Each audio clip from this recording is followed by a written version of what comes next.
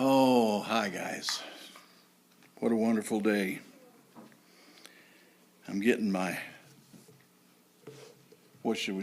getting the band back together. My family is regrouping around me. I hope I can survive it. You know, so many things said this morning that I really want to concentrate on. Marty, thanks for that Lord's Supper. The memorial, how many memorials have you been to? I went to the Lincoln Memorial. You know, even in his day, Lincoln was larger than life. Very big man, tall. People wrote about shaking his hand, that they were swallowed by those giant hands. He had a spirit that was larger than life. But that memorial, you go in there and that will swallow you up. We tend to make memorials larger than life. That's what we do. David wrote memorials. I want to read a little bit of one of David's memorials. In 1 Chronicles chapter 16, there's a psalm of thanksgiving. Where did the Lord teach us to pray? Somebody tell me. What do we call that? Where did he teach his disciples to pray? There's the Lord's Prayer. How many can quote the Lord's Prayer? I bet you can. Bet if you think hard enough, you can quote the Lord's Prayer. But did anybody ever notice what's missing from the Lord's Prayer? There's something missing from it. Huh? There's no mention of thanksgiving in that prayer. So we can't use that as the model for all prayers because there's no thanking in there. But you read this Psalm of David. Oh, let's just read it. I don't want to read the whole thing. It's too long, but listen to this. Oh, give thanks to the Lord. Call upon his name. Make known his deeds among the people. Sing to him. Sing praises to him. Speak of all his wonders. Glory in his holy name. Let the heart of those who seek the Lord be glad. Seek the Lord in his strength. Seek his face continually. This is a picture of David right here. Because David, remember, was described as a man after God's own heart. He was continually seeking God's heart. It's like somebody say, "What are you after?" God's heart. That's what he lived for, was God's heart. It says, remember his, now this is David, remember. David speaking, remember his wonderful deeds which he has done, his marvels, and the judgments from his mouth. O seed of Israel, his servant, sons of Jacob, his chosen ones. He is the Lord our God. His judgments are in all the earth. Remember his covenant forever, the word which he commanded to 1,000 generations. The covenant which he made with Abraham. We talked about that this morning.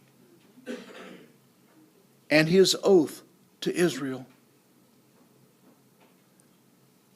I'm going to stop right there. I mean, it just keeps going. And the whole picture of this is David reminding the people to remember God. Remember what he had done. Remember how he had treated them. Remember how he had saved them. Remember all these things. Remember, that's a memorial. David didn't build a statue for that. He gave us things that we can implant in our minds that will recall every time we hear the name David. You think of Psalm, and you think of these things that David said, remember these things. But we do need something to keep reminding us. You know, last week we talked about the Church of the Golden Corral, a buffet religion. It's amazing to me how many people join the church of their choice like religion is a buffet. Like we can go to this church or that church because it's what we want, it's what we like. And I don't like the music there. I don't like the sermon there. I don't.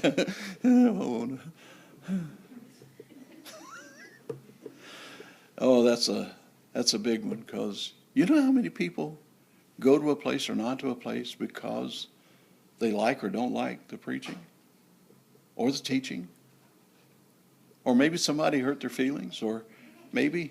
I mean, there's a laundry list of why people go down the buffet line and they look at this and they go on and they look at this and then they get to something that they really like. I got to tell you a story. I don't think I've told this one before. I went to a buffet in Pasco, Washington. It was a corral, but it wasn't the Golden Corral. I think it was a Western Corral or something. Anyway, there was a lot of food there. And my friend took me there. He was taking me out to lunch. The first time I'd ever gone out with him. And, you know, you kind of want to do the right thing when somebody takes you to lunch and it's the first time they've done it. You don't want to ruin that so that they never do it again. So I went to this buffet, and any of y'all that have ever eaten at my house, you know Anna had this dish of beef that she cooked in brown gravy. And you didn't have to have a knife. The fork would just sink right through that meat. That was the best gravy I've ever tasted in my life, wasn't it? Alex says, yeah, that was, her grandma was the queen of gravy. So we loved that dish, and I got to this Golden Corral, and there they had it in that buffet line, and I just about bit my tongue, swallowed my tongue. I couldn't wait to get to that stuff on that line. I wasn't looking at anything else there. It was that Swiss steak that I wanted. And they had real mashed potatoes right next to it, and that gravy, it's almost like I died and gone to heaven. So I went on through the line, and I got the plate, and I just heaped it with this Swiss steak. And I got to my seat, and I took a bite of it, and it was liver and onions. Have you ever had the responsibility of hiding a great big plate of stuff you had to throw? I could not force that down. I couldn't throw that down my throat. It would not go. I was very careful after that. I would get to that and I would sniff. Kind of like we read last week how God said about the priests that they disdainfully sniffed at his altar.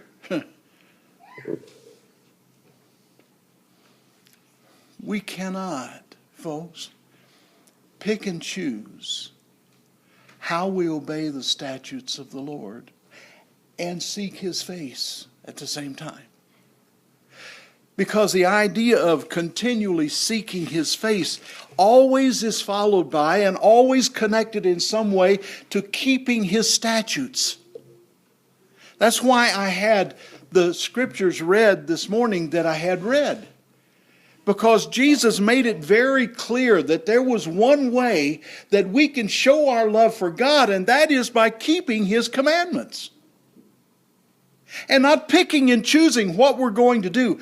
Do you realize how few churches actually remember this the way that the Bible describes them remembering it? And I've even been places where they substituted these things for things that were more attractive. There was a movement in the Seattle area about, this is going to tell you something, about 50 years ago when I started preaching, that I won't even say the denomination because there were a bunch of them that were guilty of this, but they were substituting pizza and Coke for the Lord's Supper because it was more attractive to the young people. If that's not buffet religion, I don't know what is. How can we take the very thing he asked us to do this to remember what I did for you? Because the bread is his body. And the fruit of the vine is his blood. He doesn't say it represents it. It does, but he doesn't say that. He said, this is my body. This is my blood. It's not transubstantiation like the Catholics like to teach. That's not what this is. That is spiritually his body and spiritually his blood. And by consuming it, we're doing what he said, that in order to be my disciple, you have to eat my flesh and drink my blood. And the Jews just went ballistic over that. Cannibalism, we can't be having that. They didn't understand. They didn't understand right up until the point where Jesus looked down and said to God, Father, forgive them. They don't know what they're doing. And you know, we can't know what we're doing unless we hear the whole story, unless we see the whole picture. You can never understand completely until you've heard the entire story of Jesus. About the plan to send him, about him coming, about him living and dying and raising from the dead. And all of that is centered around what happened right here. You know, it's interesting that I'll just pick this one thing because we're so centered on that thought in Memorial Day. I want you to think about how that is described in the New Testament. You know, the Lord Jesus, in Matthew 26, let's turn there. Matthew is, you know the difference in the Gospels?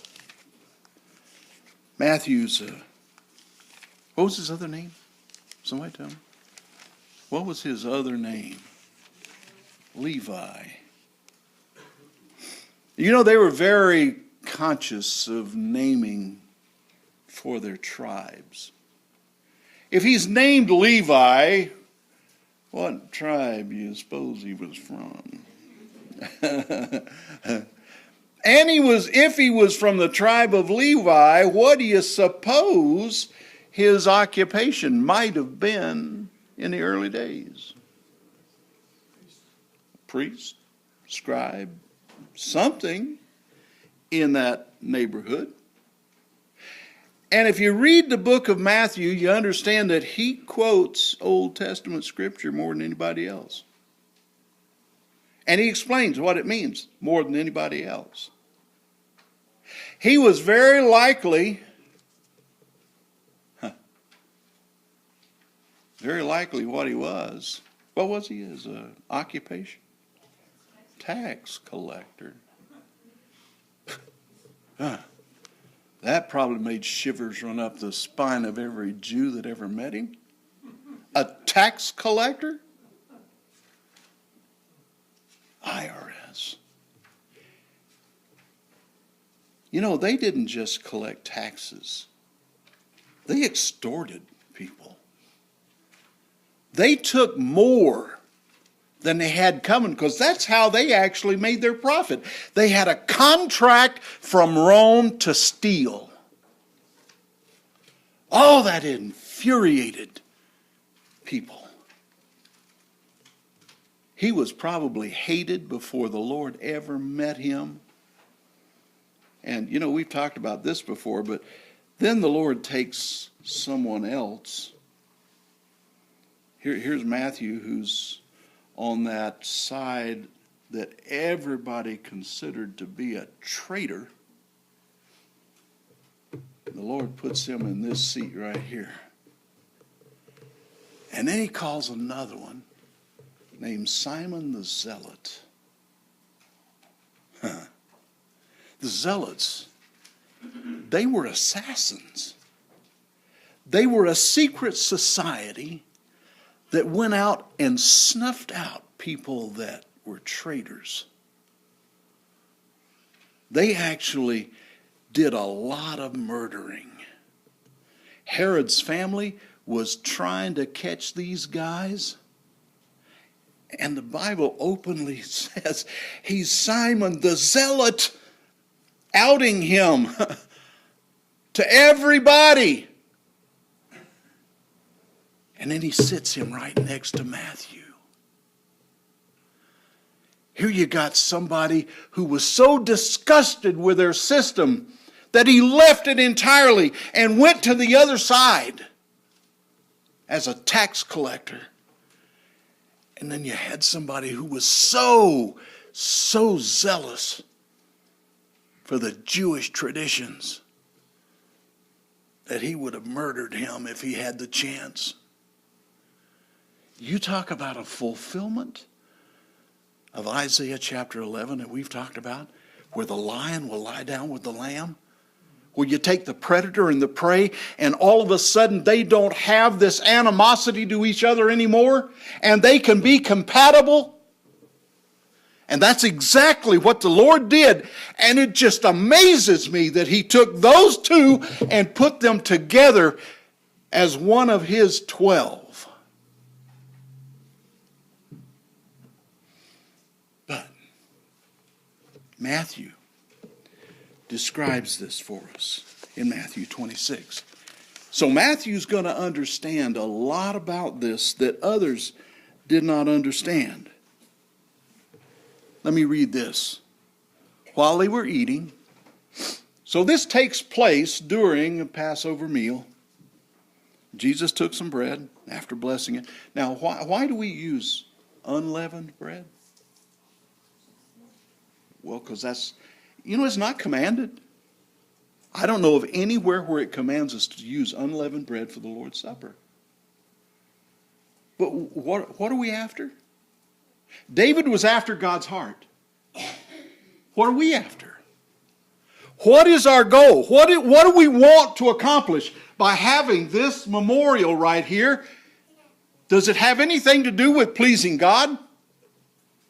When David said, seek him, seek his face daily, continually seek God's face. Well, do you want to seek God's face if you know he's frowning?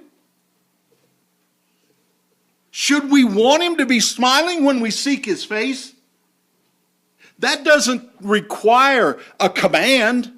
All that requires is we understand what he likes.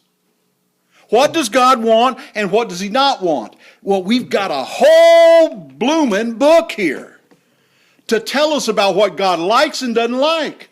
You don't have to be a genius. You don't have to be one of the upper crust. You just have to want to know. You have to be willing. You have to be seeking God's heart.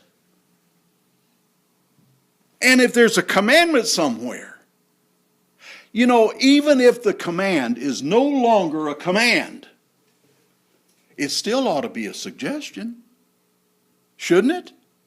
If we know that God put people to death for that, does that ever change his view of how he feels about that? If God somewhere in the Bible said, that is an abomination to me, would you ever think that that could be something that God would be tickled about?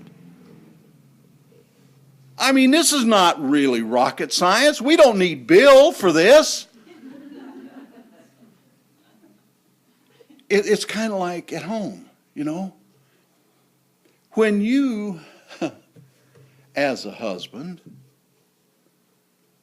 and I just dealt with somebody the other day that couldn't remember how many years they had been married. I thought, you're this old and you don't remember that. You are a slow learner, dude. That doesn't work well. I learned that. I mean, I can learn that. That she really wants me to know how long we've been married. And to forget the day?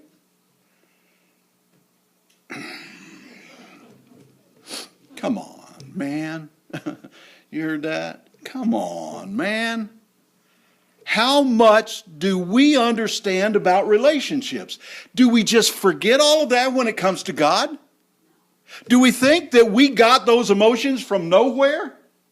Those emotions were given to us because that's the emotions God has. So, if it pleases my wife, I'm going to remember it. Because I also know what happens when she's not pleased. I had a friend, believe it or not. His name was Jim Link. One of the greatest guys I've ever known. He's really the reason that I went to preaching school. He was my rock of Gibraltar in those days. Great big mountain of a man. He had hands that were like he had vice grips in every finger. When he got a hold of you, he could just squish you to nothing if he wanted to. He was a mechanic all of his life, and you could tell that those hands had been turning wrenches. They were like chunks of iron. He was my best friend. I got a devastating call one night that he had been killed in a car wreck in Montana coming home from a Bible class by a drunk driver who hadn't had a driver's license because it had been taken away 5 times for driving drunk. Made me want to shoot a judge somewhere.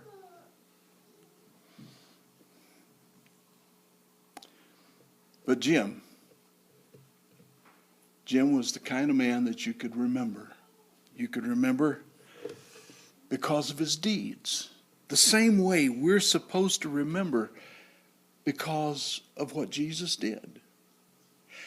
But it does take, like Martin was saying, a regular reminder of those things. As we read on down in this, the Lord said when he had taken the cup, he said, taking the bread, he broke it and gave it to the disciples and said, "Take, eat, this is my body." And when he had taken a cup and given thanks, he gave it to them and saying, "Drink from it, all of you, for this is my blood of the covenant, which is poured out for many for the forgiveness of sins."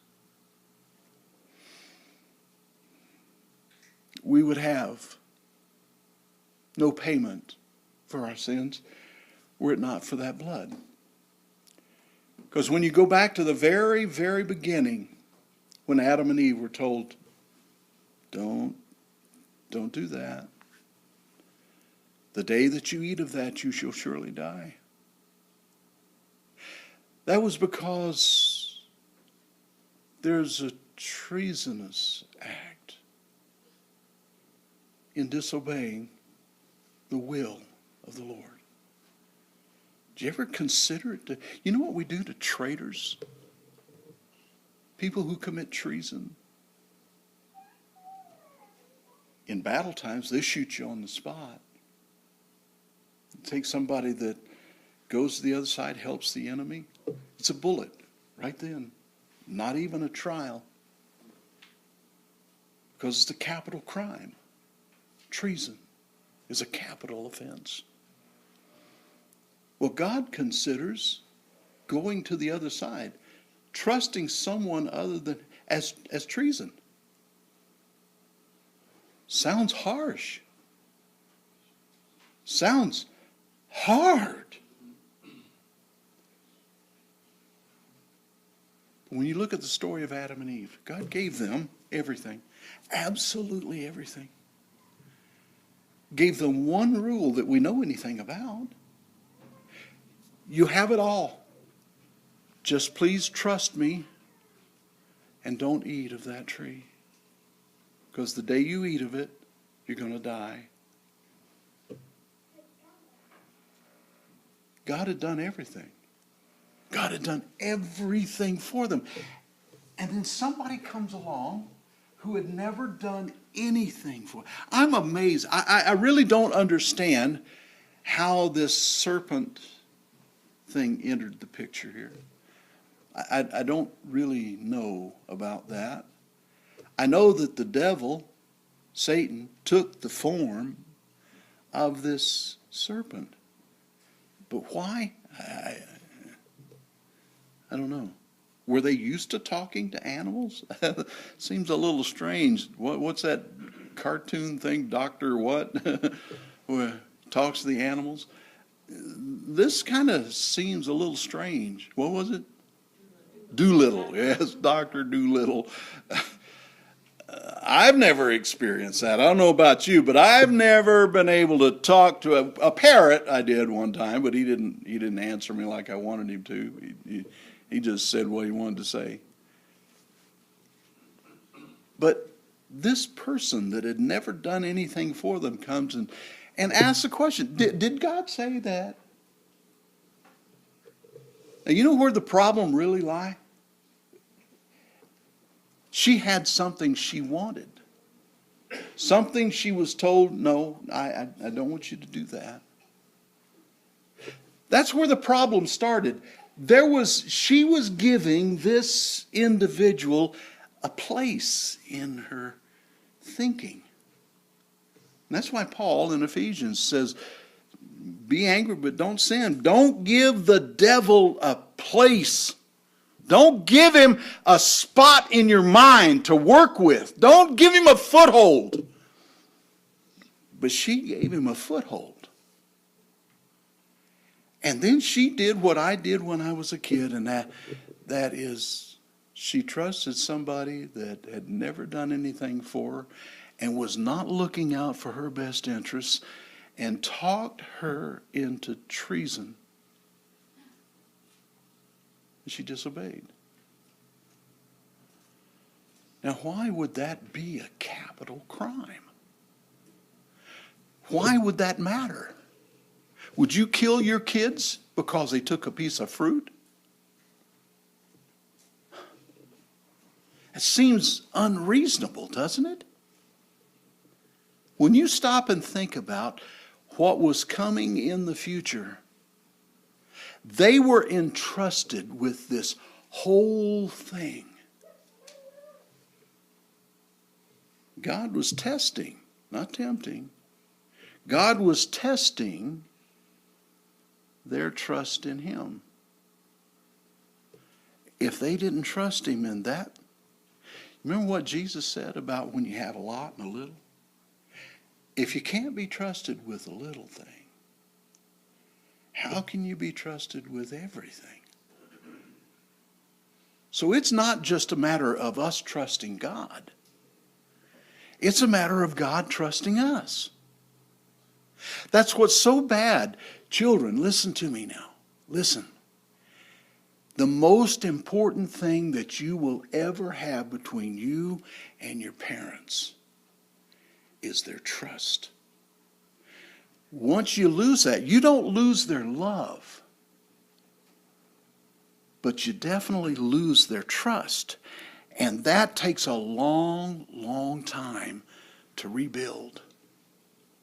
You can't rebuild that just because you say, okay, I'll never do that again. It comes by doing what you say you will do, what they have asked you to do every time. It takes many, many times to build and only one time to destroy. Trust is the ultimate value that we have in relationships. When it's gone, don't expect it back in a hurry. You can get it back, maybe, if the violation's not too big and not too often. But be careful with it, because it is your most valuable thing you will ever have between you and anybody else. It doesn't matter whether it's a friend. How many times do you have to betray a friend to lose them as a friend? How many times do you have to do something seriously wrong on your job and them still trust you? It's so important. You can be the best, absolute best at what you do, but if you don't show up, you're absolutely worthless. Having a tool that's there once in a while, oh, don't come to my garage. Well, now you can, because Kevin's fixed it.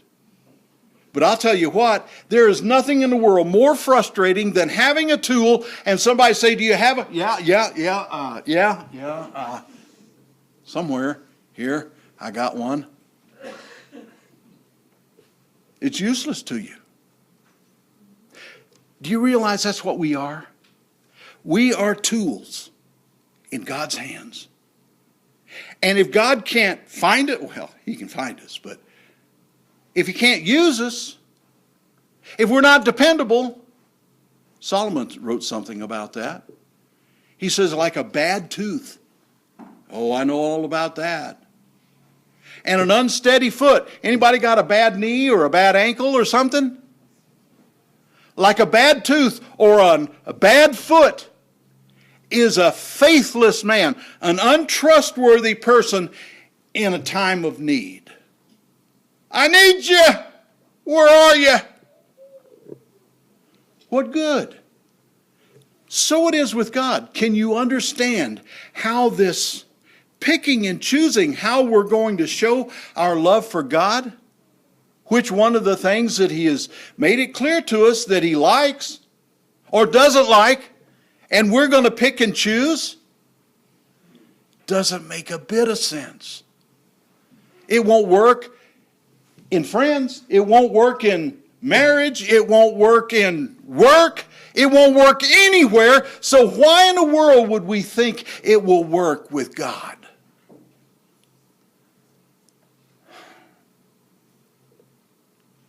I'm going to quit. There's so many things I want to tell you, but all of what I'm saying right now has come home to me so powerfully. I understand how God feels about his children. I've got children who are not faithful, and it worries me to death. Because I tell you what, you can get words from people, but words really don't build the trust. It's actions. Actions, continued actions, over and over, perseverance in actions that build the trust between people. God's never let me down. Never, ever, ever let me down. So his actions are a continual line of perfection. There's our word, Kevin, perfection. You ever notice how many times people use the word perfect? I'm about up to here with the word perfect. But I say it myself. That God's actions are perfection. Mine, I wish, and I'm trying to turn wish into will. Wish and will. Will is so important. A will to do things. A will like God's will. God's will is so strong that whatever God wants will be done. Mine is somewhere between the wish and the will. Wish and well. It's somewhere in between. But we have to work on taking wish and maybe and perhaps and making it into a surety. Because it's the surety that trust is built upon. And it's the things that we do that show our love to God. I'm going to stop right there. You know about your own life, I'm sure. I mean, you can fool a lot of people. But you really don't fool yourselves. That's why we have so many problems with psychological issues in his life. We have so many people talking about feeling good about yourself. Well, you know, that may be a good thing and it may not. Because if you feel good about yourself when your life is not right with God, that's a dangerous thing. It's like pain. Pain's given to us for a reason. Ouch, that hurts. That means don't do that. That's what that means. To not have any pain, you could burn your arm off and never know it. So pain is a good thing. I don't want it. I'd rather stay away from what causes it, but it's a good thing. Maybe me being down in the mouth is what God was saying to Cain. Why is your countenance fallen? Why are you so upset? You ever seen somebody's face fall? Yeah. There's no doubt. There's no doubt whether somebody's happy or sad when you look at them. It usually shows in some way. Well, God says, if you do well, will not your face, literally, will not your face be lifted up? Wow, what a concept. Do the right thing, and all of a sudden, you can get rid of some psychological problems.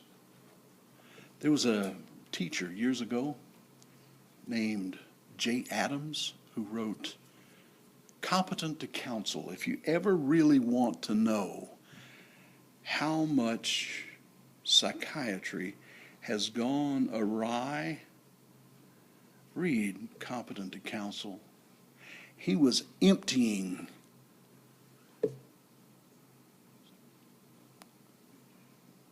sanitariums by showing people what was the cause of their mental problems. Chemical imbalance? Yes, but what caused the chemical imbalance? Sin is always at the root of our psychological problems. Sin. Doesn't mean you did it. Somebody sinned. And sin is the root of our down in the mouth.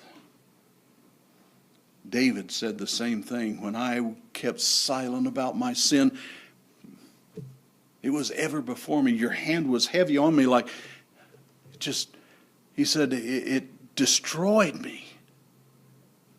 But then, with recognizing those sins, he said, you lifted your hand, restored to me the spirit that I had before. David understood that. So did his son Solomon. It's a shame he didn't follow his own advice. But if you're understanding what your needs are, You know what you need to do in order to get back in God's smiling grace? Won't you come while we stand and sing the song that's been announced?